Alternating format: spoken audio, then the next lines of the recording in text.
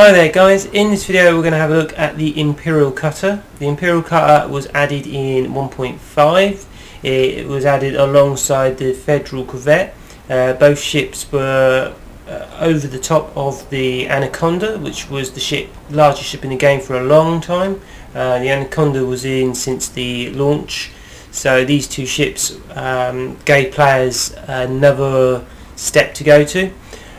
These ships do require a military rank. The Imperial Cutter requires the military rank of the Duke, which can be a bit of a pain to get.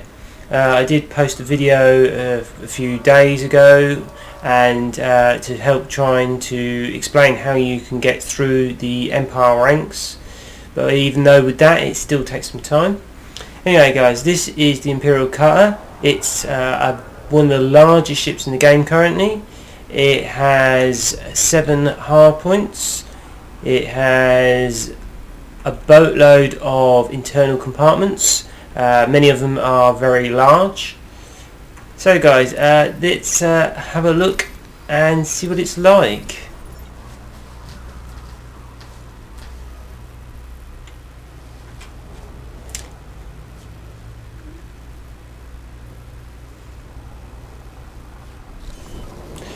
So straight away we have this cockpit, which doesn't have hardly any restrictions on our front view. We have the radar down the bottom, which seems to be larger than most. To the left we have another seat, and I notice on the very far back you can just see another seat. So I guess potentially you can have up to 2 other people in here, which I know may be something they do in the future. Right, so let's have a look at outfitting. So, outfitting, we have quite a lot on this page. Obviously we have all our hard points. We start with 2 mediums, which I'm pretty sure are on the underside. Then we have a further 2 mediums, which are on our wings, on the top part. Then we have 2 hard points on the top of the ship. And finally our huge hard point on the underside. I think the huge hard point and the 2 they're mediums, I think. Yeah, the 2 mediums and the huge hard point on the underside are pretty near the front of the ship. I'll show you where they are later. Then we have our utility mounts for our kill warrant scanners, shield boosters, etc. Right, so now on to the next page, which is the internal compartments. This is where a lot of your money could disappear very quickly. This ship can cost up to the billion credit mark, depending on what equipment you fit. That is going to give you some insane rebuy costs, so be careful with this ship. It may cost quite a bit to start with, which is about 200 million, but that is not the end of it. It will require some very expensive internal systems to actually get the full usage out of it. So for armour we've got our normal. Like I said, the armour can be very expensive. These prices will be slightly lower than generally because this is at Founders World, so you get a discount there. So depending on what armour, I don't tend to bother with armour myself, but you can pay up to getting up to $500 million for armour. Power plant, we've got an A8, which gives us 36 megawatts. That gives you pretty much a good sort of power plant. You shouldn't have too much troubles. However, again, this is going to cost 150 sort of million sort of thing. It's not cheap. Thrusters, we can again pay another sort of 150 million plus for these, depending on what you're going to go for. Frameshift drive, we got an A7, which gives us a fair jump range. I would say it's possibly a little bit lower than some of the other ships, but regardless of how much cargo it can carry, it's understandable. But like I said, the frameshift drive is probably one of the weaknesses of the Imperial Cutter. Again, you're looking 45 million plus for the frameshift drive. Life support, well, I don't really tend to bother with that too much, just go for the D's because that's just the lightest for me. Now the Imperial distributor on the Imperial Cutter is actually a class lower than you will find on the Anaconda and the Federal Corvette, so potentially this means you won't have quite as much power for your weapons, your shields or your engines than you would do with the other two ships. So whilst it's a little bit of a weakness against the other two, I don't think it's going to affect too much. It may affect a little bit, but it's not going to be too bad. Sensors, obviously with sensors I usually stick these there, I'm not too bothered with them. Fuel tank, we actually do get a nice 64 capacity fuel tank on this ship, which for the Federal ships, not for the Federal, for the Empire ships is actually a bit better than what I usually expect. Right, so now on to internal compartments. We have two Class A, which allows up to 256 cargo in each, depending on how you want to do the ship. Now then we've got three Class 6 slots, two Class 5, a Class 4 and a Class 3. So this gives us, I think, up to 792 tons of cargo capacity without a shield. So for a trade ship it's going to be pretty much the best in the game. I think the next best is going to be the Type, well, if you exclude the Federal Corvette, the next is going to be probably the Type 9. Federal Corvette obviously is going to be the second, I guess. So I guess first is going to be this ship, then the Federal Corvette, then probably Type 9, and then Anaconda. So if you're looking for this ship for trading, this is going to be easily the best. There's nothing going to be actually better than this at the moment. For fighting, 7 guns is pretty good. We notice we haven't got any small hard points, which like we've got on the Anaconda, which are not in a particularly good place either.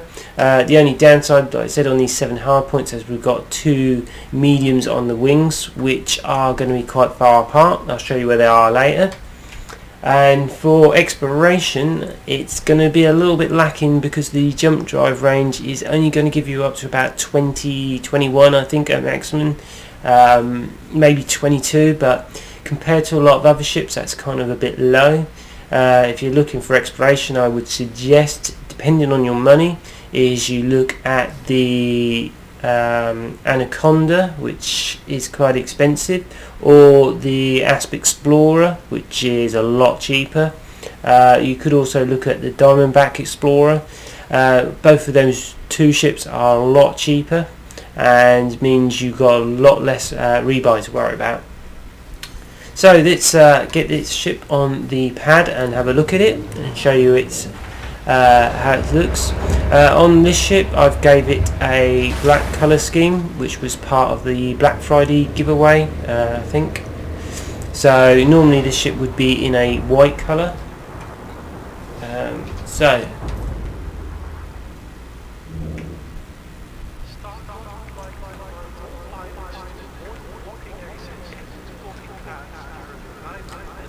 So as all the other Imperial ships, it's got this nice rounded sort of thing to it. Like I said, it would be normally in white, and that's the default colour, but like I said, I kind of like the black colour for me.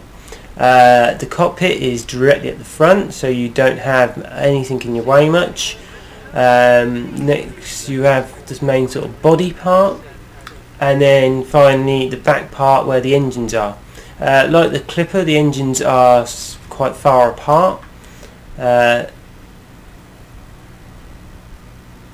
Right, so let's have a look and get this ship out into the space. Released. Engines engaged.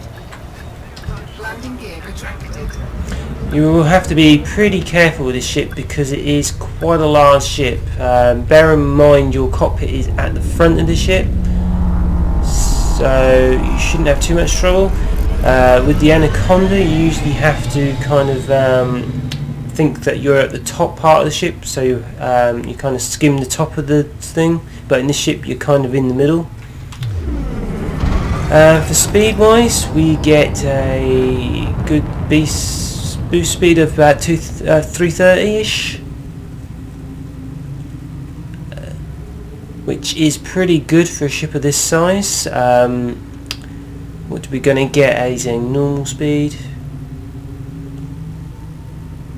280-ish, 270, 260.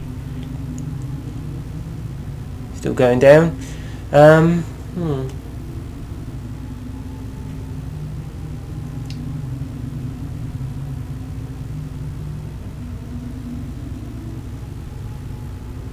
And just wait until the speed goes down so I can actually say how fast it is with 4 pips. 208. So we got 208 and 330 as our speed.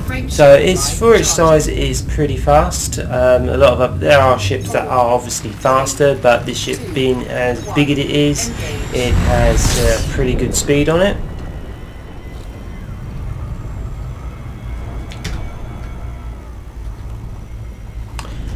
So I just wanted to get away from the station. Right, so hopefully we get some light. Right, now you can actually see the hard points. You can see there's two on the top. To the far left and right we have another pair, and at the bottom is 3 more. So let's see if I can actually show you these hard points are. Which is not going to be easy in a black colour scheme. Probably should have gone for the white colour scheme.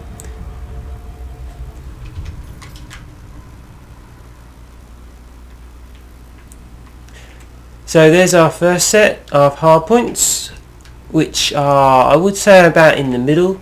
Those are 2 large hard points.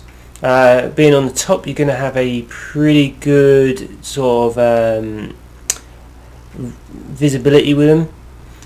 Next we have our 2 sets, our next set, which are on the wings. These are medium hard points.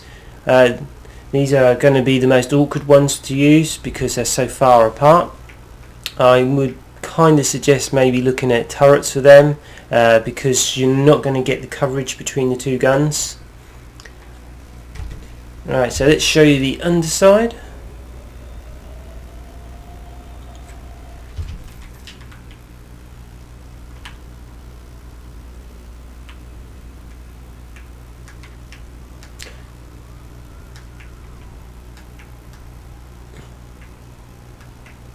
It's not always easy to get there.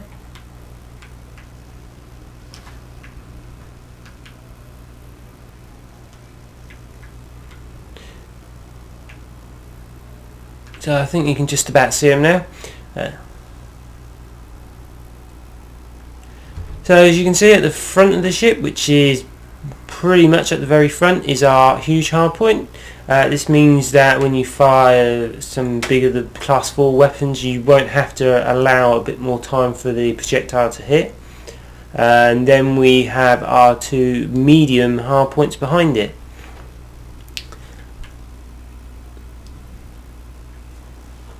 So that is where the 7 guns are. Like I said, the ones on the wings are going to be the most awkward to actually plan anything around. Usually, like I said, the class 3 and upwards I usually use pulse. That gives you an idea of where they are. And then, like I said, the mediums I usually use multi-cannons for hull damage. So that is basically where all the hard points is. So to summarise all that, this ship is going to be a very capable trader. It's easily the best in the game. You may be tempted to use the 2 class 8 slots for cargo instead of a shield. You could potentially put a shield on and go for a smaller slot, trying to keep as much cargo space. The ship's going to be great if you're working towards the elite rank of trading. For fighting, It's reasonable, but I wouldn't think it's going to be the best in some respects. It's kind of a bit of a slow turner, which is obviously a bit of a weakness in combat. It has a very strong shield, which is a very good positive thing. It means you're going to be able to take a lot of hits. It's got some reasonable hard points and positions. The two small points on the Anaconda were kind of a bit of a waste. I didn't know really what to put in them. But in this ship you don't seem to have so much of an issue. It's just them two guns on the two wings that could be a little bit awkward. The power distributor is a little bit smaller, which could also mean a little bit of a downfall. It shouldn't be too bad though. And for exploration, then I would seriously look at something else, because this ship is not really meant to go exploring or particularly long range. I would probably keep this ship nearer to where you're going to be staying around, rather than keep going across the map. So out of the three ships, I would say this is easily the best trade ship. The Federal Corvette is kind of like a bigger version of the Anaconda, and obviously the Anaconda is a good all-round ship, capable of all three. Anyway guys, that's the Imperial Cutter, and I hope that helps.